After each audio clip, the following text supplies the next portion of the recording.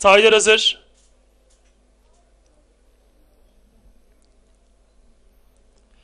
Beyaz bayrak kalktı. Start verildi ve koşu başladı sayın yarışseverler. 6 numaralı Honorable rakiplerinden yaklaşık 2,5 boy sonra koşuya başladı. İyi bir çıkışta 11 numaralı Mate liderliği aldı. 2 boyda fark yaptı. 2 numaralı Buckshot ikinciliğe sokuldu. Bu tayın hemen sağ arasında orta kulvardan 7 numaralı Pobeticus Chani ve 1 numaralı Baba Eski atak yaptılar ki bunlardan en dıştaki 1 numaralı Baba Eski ikinciliğe sokuldu. Daha sonra 5. sırada ortadaki 4 numaralı Distant Green'i izliyorum. Sağ arasında 10 numaralı Victory Gold ve 13 numaralı Pinocchio'da önlere gelmeye çalışan taylar. 1 boy kadar geride iç kulvara yakın 5 numaralı Fast Step şeklinde safkanlar son 600 metreye doğru ilerliyor. 11 numaralı Mace kaçıyor. Fark yarım boy. Dışındaki 1 numaralı Baba Eski ikincilikte.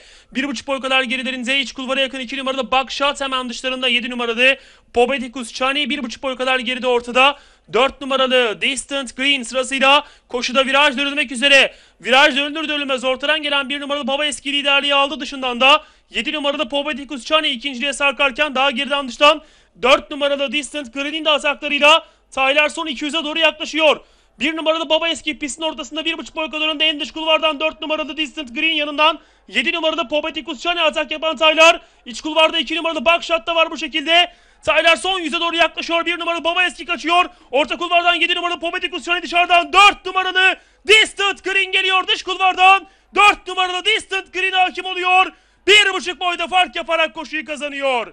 1 numaralı Baba Eski ikinci, 7 numaralı Pobeticus Chani üçüncü, 2 numaralı Buckshot koşudan 4. olarak ayrıldı. 4. koşuyu Mehmet Kaya ile start alan 4 numaralı Distant Green kazandı.